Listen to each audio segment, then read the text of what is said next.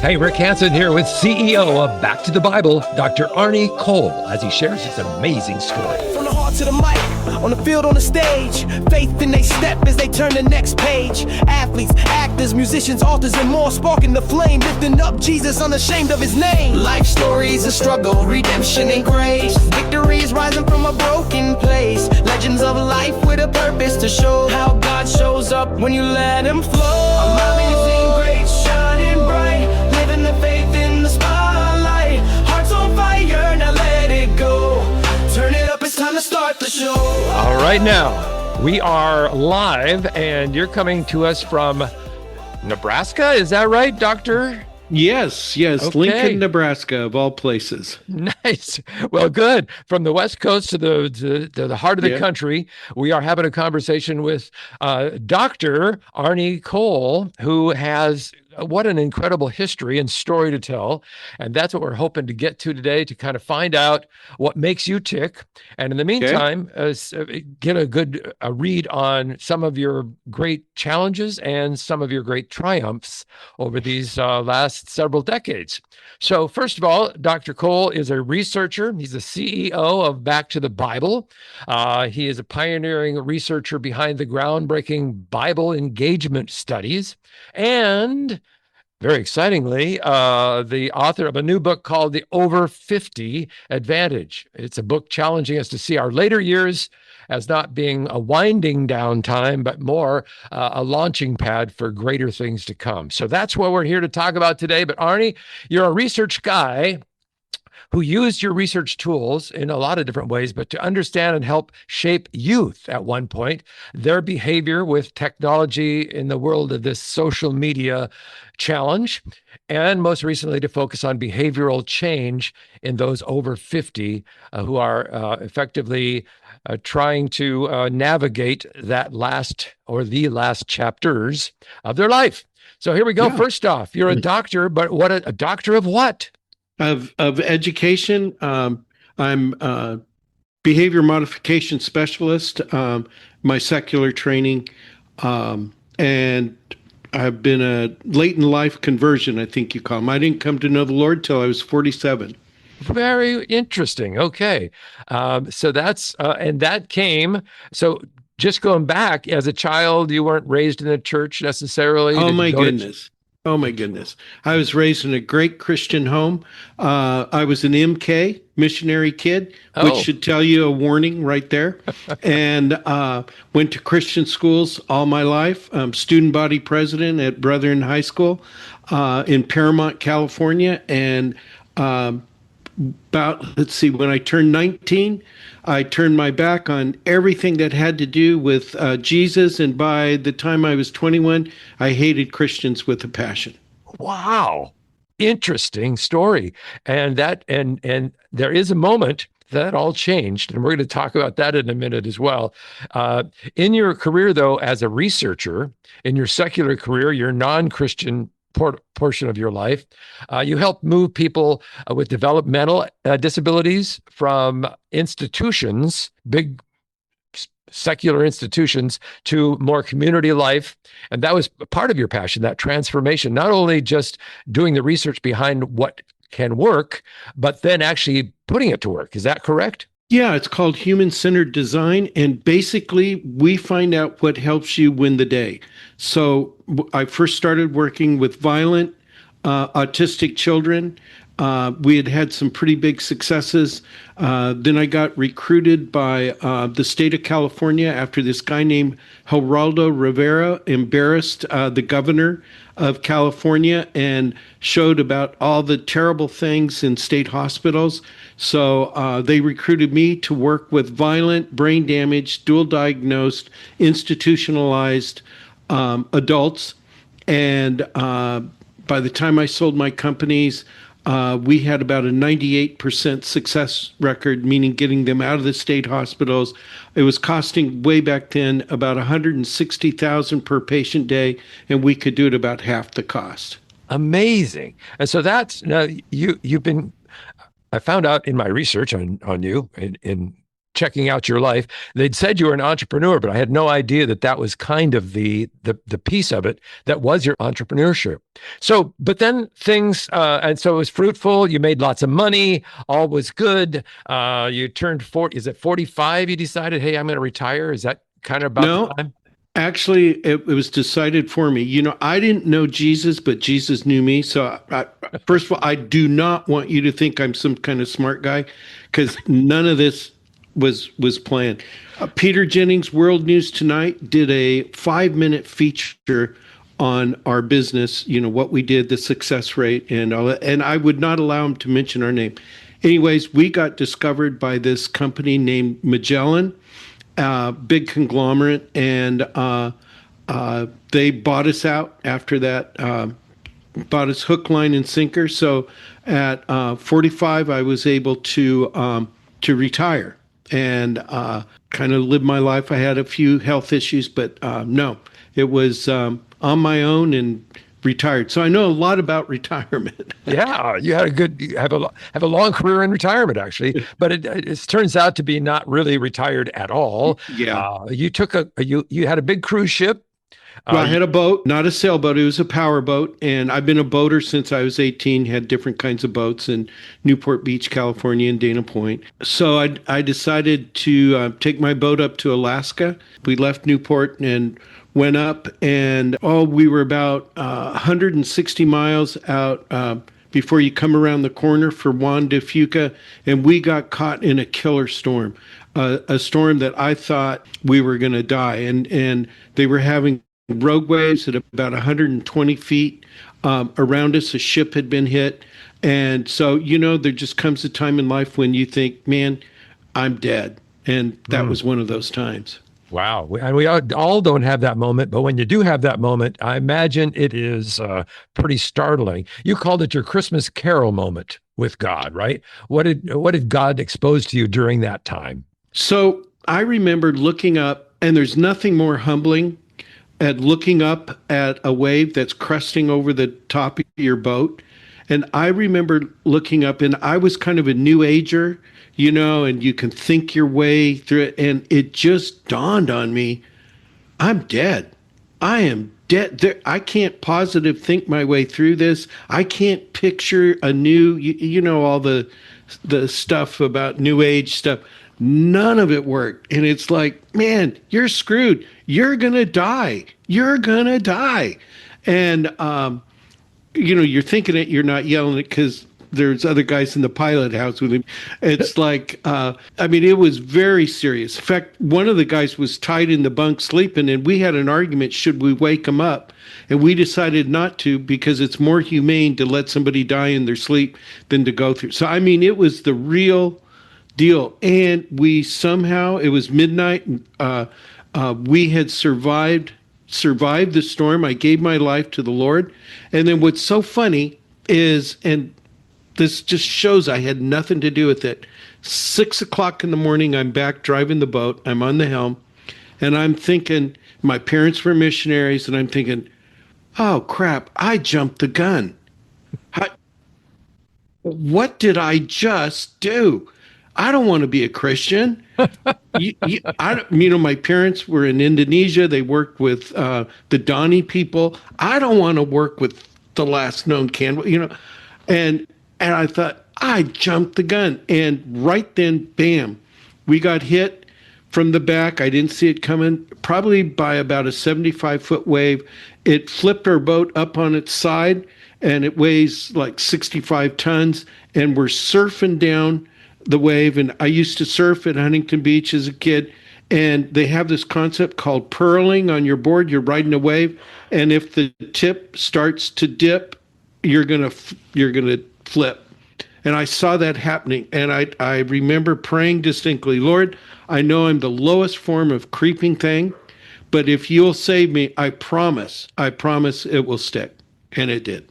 Hey, Rick Hansen with a fascinating conversation with Dr. Arnie Cole on the power of the Bible to transform lives from the inside out. Did you hear the voice of God anywhere along that? Was it just a feeling or a feeling, just a recognition, a feeling in my heart. I mean, I was calm even as a non-believer, going into it. It's just like, this is it. It's a fact. So there's no need to panic because it's not going to do you any good. So, but no, I had that peace that passes all understanding.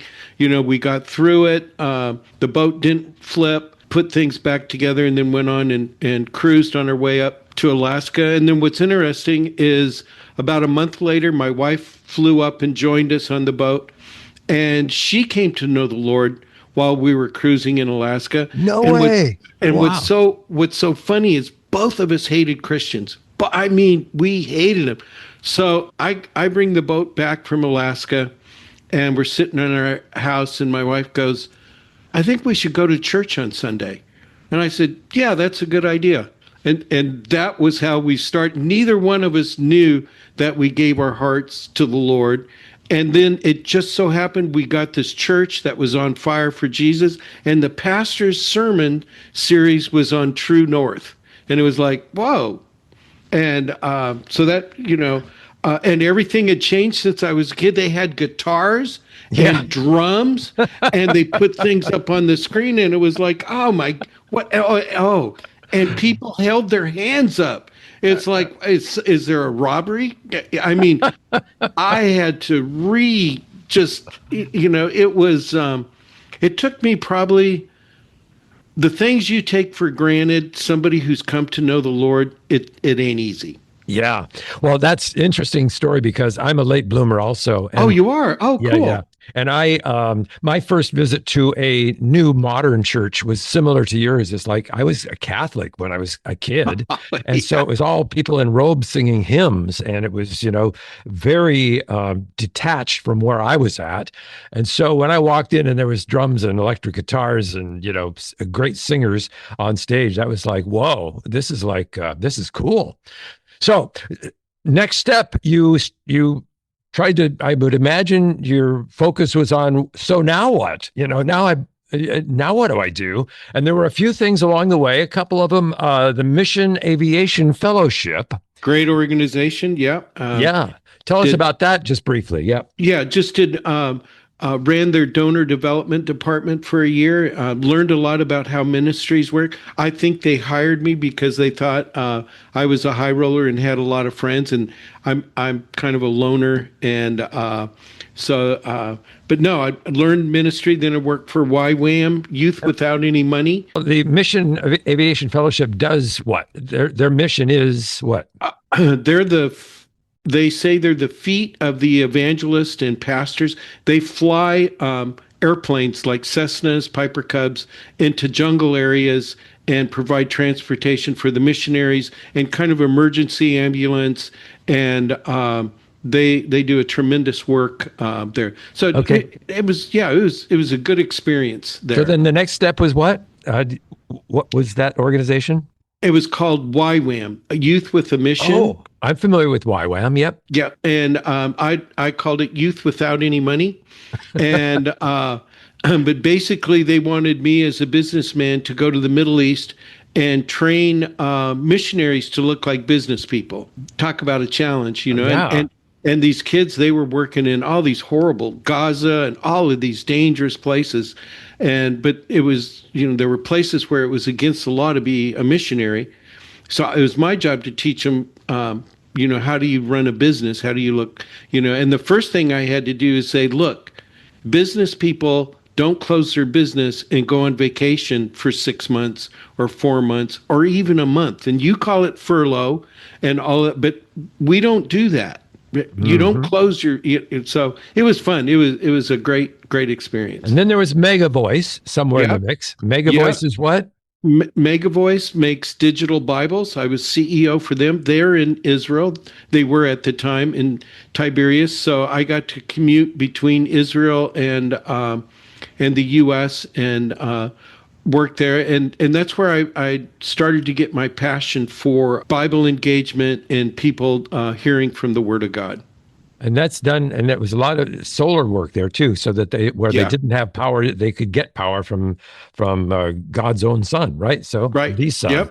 Yep. So cool. So then, how did you connect then with back to the Bible, which for history's sake, Back to the Bible was really a radio ministry where they had a show on radio stations around the country, and it was dated way back. A guy named Thomas or Theodore Ebb. Yeah, Theodore Ebb. Yep. Was the founder of that, and it was a going concern. But was it about 2006? You jumped in there. I think it was 2004. Okay, and they were looking for a new day, and they wanted somebody to figure out how we could advance the ministry. At the time, the president, Woodrow Kroll, was concerned that Bible teaching radio only reached the already reached. And so I started researching what the new day is, digital technology. And as a radio guy myself, there was an interesting background. I was at a top 40 radio station in Seattle. Yeah. Okay. And the only thing I remember about Back to the Bible was that they would send these reel-to-reel tapes to our radio station. Yep. And then the guy that worked weekends, and I was one of those guys at one point, would put the reels on the little reel-to-reel machine. And that was the Back to the Bible ministry. Yep. And it was a pay-for-play thing where they would pay us money to air it. Yeah. Yep. But that went on for years and years. And like they were figuring out, probably they were preaching to the already preached to, that didn't need to hear the word because they knew it already. So yeah. So that must have been a huge transition for the company and a big challenge for you, kind of put in the center of that to make that transition, right? Yeah. You're a radio guy, so that is a culture. Just like I came from the boating culture, and it has its own lingo, the radio guys. And when I started, there was this big argument that the music, they called it Christian contemporary music stations like K-Love and stuff like that, is they're reaching, people, but the Bible teaching is just reaching the already reached. All of this all of this stuff going on. And so we started researching and found that pretty much most Christian, whether it's contemporary music or Bible teaching, is reaching people that are already reached. Gotcha.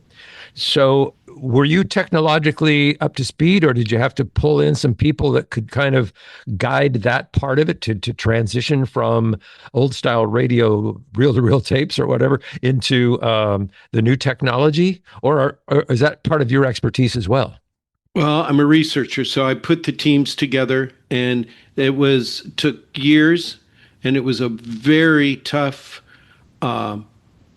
process, because you have people that are called, to work in ministry, and but basically over a period of several years, we changed hands. I mean, the radio people would not change, and so there was a kind of a big turnover. So it was pretty painful. Yeah. And you had to kind of take the lead on that, I'm guessing, and probably weren't a very popular guy at one point. Well, still to this day, when you let go, over 100 people, down in a process, when you go grocery shopping or something, people remember, because fortunately these people, they'd lose their job, but they'd still attend church in Lincoln. And so it's a small community. And so, it was painful. But we finally rounded the corner. We're a digital ministry. We have over 100,000 YouTube subscribers. We've had an app, and now we're developing an AI program, all digital, all daily discipleship. Yeah. And what's cool about it is I kind of checked out, this is available to check out and to subscribe at backtothebible.org. And that is kind of where the whole of the layout of what Back to the Bible is all about in 2026. So kind of share with us some of the things, some of the opportunities that website offers to people who might jump over there to take a look. You can get a hold of me. It's arniec at BTTB.org, and we'll give you a copy of the Over 50 Advantage for free. Okay. And would love for you to have it. Our strategy is to do what it takes to help you move closer to Jesus today than you were yesterday. So in that framework, it allows us to work with anybody regardless of their background or, their belief system. We just want to move you a step closer to Jesus today than you were yesterday, if that makes sense. Discover how a life-changing encounter with God led researcher Arnie Cole from behavioral scientist to transforming lives. Absolutely makes sense. And that's one of the things that you do that I thought was interesting, and I'm sure it's going to be developed even further than it is to find out a little bit more about the person who is online with you by asking some questions. Where are their biggest struggles? And so that the information that you can pass along to them is tailor-made to where they're at in life and what they're looking to find out. Is that correct? That is correct. And we used to do algorithms and in an app, and now we have what's called BTTB.ai. We have an AI program that we have built that just does biblical content and our content. And so, and we're all about spiritual fitness, which is just like physical fitness. You need to be fit every day. So we do customized programs for people to get them fit. And it's all free, don't charge. Which is amazing. All right. So you alluded to the book. Let's talk about the book, The Over 50 Advantage. One of the things that jumped out at me when I was first doing my research on you and this project is that, and I quote this, you say Christians over 50 may be among the most miserable people in America. And that is a startling statement. What did your research uncover that shocked you the most about that? So it's just, I'm a research nerd, so I go crazy in this stuff, but the over 50 crowd that are believers, well-to-do, they have some of the most resources in the United States, and their number one spiritual struggle is tied between worry and criticizing others. Do you get that? So here we know Jesus Christ and the Bible better than anybody else almost in the world. So we're grumpy, we're critical, we're worried. And then the real kicker is those people, and I do predictive analytics. We used to use it to predict when somebody's violent. I can just know a few things about someone over 50. The odds is that you know the Bible better than anybody else. You're grumpy, you're worried, and you don't share your faith with anybody. How do we know that? Because we asked you and you told us.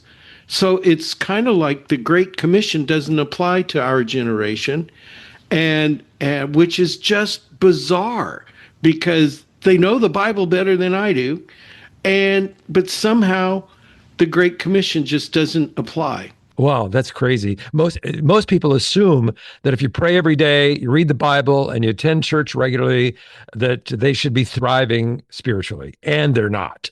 And it's basically what you're finding out through your research, which is pretty amazing. So you are an example of somebody who retired, but you say retirement may actually be one of the most dangerous ideas modern Christians have, and they've embraced it. Explain why you think that's a dangerous thought or dangerous place to be. So I had the advantage of retiring the first time at a young age, and you get this mindset. So even then, this is bizarre. I'm 75. So looking back when I was 45, I'm telling my wife, Shar, we deserve a motorhome. I worked hard. I worked years and years and years for this. Yeah, we have a boat. And yeah, the accountant says you shouldn't have a motorhome, but we deserve it. And then as I've gone back to work and then I look and a lot of my friends are older and I'm older now, there's this mentality that we deserve comfort and security above all else, that Jesus called us to like a cruise ship instead of a battleship. So we demand it, and if you don't like it, that's okay. We'll just leave you alone. So we're also pretty lonely. So we're grumpy, worried, lonely, and we don't talk to anybody else because you don't want to critical and critical of others. And critical, yeah. Oh, so your pastor once told you, I read this somewhere, that retirement never shows up in the Bible at all. It's never mentioned. It's so funny because I am a brand new believer at 47. We're going to church, love the church. We go to this thing for new people, at the pastor's house. I don't like doing stuff like that, but we did it anyways. And we're sitting, and you have to go around and say what you do. Well, everybody, And so it came to me, hey, yeah, I'm Arnie. I'm retired, and I'm not doing much, working on my boat, and Gary, the pastor, he goes, that's not in the Bible. And I go, pardon me? He goes, nowhere in the Bible does it say you're allowed to retire. Excuse me? I'm a new believer. Yeah, I went to Christian. I'm new here. What do you mean? This is a blessed life. No, you got it. And so he just let me have it in front of everybody. Oh my. Well, and he has, but now that I've gotten to know him, he has a pretty dry sense of humor. So, half of it is kidding, but then half of it isn't.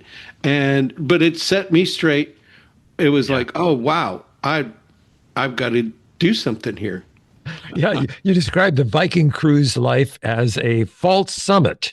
Is that pretty much where a lot of people are at? Yeah, check the advertising. So a lot of us, I'm going to predict, watch Wheel of Fortune and maybe Jeopardy at night. Okay. Who is their biggest sponsor? Viking Cruises. And what do they have? They have me and the little lady, off of some balcony on a cruise ship, drinking a glass of wine, and they're talking about how wonderful it is. And no kids. They say no kids between 4 to 8 times. And it's just this wonderful Viking life. And so we kind of, I deserve it, comfort. And the whole idea is my life is kind of coming to an end, and I can just slow down, relax. All right. So somebody who's listening to this, I'm hoping that there'll be younger listeners who can kind of prepare their next chapters based on this information and your research, but also a lot of people 65 to 75 who feel like they are sidelined. What would you say to them? How do you change that? One of the problems is, odds are your church doesn't know what to do with you. Whatever you've done, most of the time you get relegated to being an usher or working in the nursery or, somewhere in between there. So my advice first is to become your own advocate. Okay. Second, you need an attitude adjustment. And part that will help your attitude is you really have to figure out in this time in your life, what is a win? Okay. Is a win ending up in the nicest nursing home or the nicest memory care home for the last 4 years of your life, and that's a win? Or you have to figure out where you can contribute to others, because loneliness breeds loneliness. It's not biblical to be by yourself, but you really have to figure out what is a win. Why am I here? Yeah. There's a great practical next step for people to sit back, take some time and say, what is a win for me? And that's great advice. C.S. Lewis wrote one time, he says, you're never too old to set another goal or dream another dream. And I think that's where, maybe somebody starts losing it, is when they have no goal and have no dream. And so now it's all about just winding down and being bored and lonely and cranky and all of the things that you identify them as. So, and fearful, that's the other thing is, as we get older, health, granted, a lot of us have health issues. We have no control of that. And you just have to work it because it's a head game. And Satan, here, the Bible better than anybody else. You have more resources than most people. Satan's job is to get you on the bench, sideline. So I kind of look at it, that scripture, this is the day the Lord has made. I'm going to rejoice and be glad in it, and just kind of win that day each and every day. It's really a mindset, and it makes a difference. So at one point you'd said that Zacchaeus is basically your biography in someone else's sandals. And I don't know if everybody knows the story of Zacchaeus, but can you briefly describe what you meant by that? Yeah, he afraid of the crowd, he couldn't see, climbed up in the sycamore tree, and Jesus found him, which I can relate to. It's not because Zacchaeus was so smart.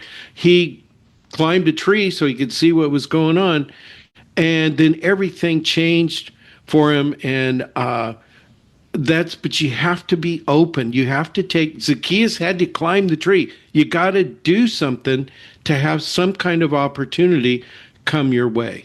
What is your next adventure in this journey? Do you have something that's on the horizon or that you're passionate about right now?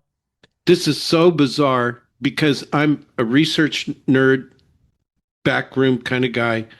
And so I have my own podcast, and when we started, we had 6,000 YouTube subscribers. Now we're up to 100,000. I've written 3 books in the last year. Just all of these crazy things going on. And it's exciting. I mean, this is the most exciting time of my life. And I am slowing down tomorrow, not today. Trying to slow down, but it's also the happiest ever since I gave my life to the Lord. And this is what my friends who don't understand, that aren't believers, this is the most exciting, wonderful, happy time. Not that I've had an easy life with other things, but it is an exciting time to be alive and do what the Lord wants you to do. And I, as a non-believer, I thought you were giving up being a Christ follower. It's the exact opposite if you let yourself be open to it. Learn why Bible engagement, not just Bible knowledge, may be the key to lasting spiritual growth with Dr. Arnie Cole on Amazing Greats. Perfect. Well, in order to support what you're doing and to find out a little bit more about what we've just touched on, because there's so much more in the book and online, that I would really highly recommend folks, get the book. It's available on Amazon, or as you said, if they wanted a free copy, you're generous enough to maybe make that happen. And also check out that backtothebible.org, because I'm thinking that's, I don't know how long that has been up and live, but I'm thinking that you're still developing more and more. And with the AI kind of advantage, it can become just a tremendous opportunity for people to have a helpful Bible tutor that's their own, that's responding to their own concerns and questions. Is that kind of where the hope is for that particular spot? Yes. So 2 focus. One is on the group coming into the AI, and so that they can get discipled and all of that. Then the second focus is on the over 50 group, and to figure out how we're going to motivate them. So we did a State of Christianity in America study, and our generation somehow got it, and I think it goes back to Billy Graham evangelistic crusades, the Jesus film, all of these different huge, great movements. We got the impression that we're not needed, that a professional Christian could do it better than we could. So we'll give a few dollars here and there, but we've kind of outsourced Christianity or the Great Commission. So we're trying to bring it back because really, at least for me as a researcher, Jesus can do anything, but for revival to have an opportunity, I think the over 50 crowd, the most equipped, capable crowd, needs to be in the game. Well, let's leave it on that, because that's a profound statement, and I think so true, and makes sense of what the book is all about. And so with that, any last last words of advice to any American entertaining the idea of retirement or in retirement that you have to pass along, or have we covered it all? The one thing I'd like you to remember is what you do today matters. And that's so critical. Even if your health starts to go and you're laying in the hospital, maybe you're in chemo, maybe you've had a heart attack, these things do happen. But what you do today, your witness, how you treat other people matters.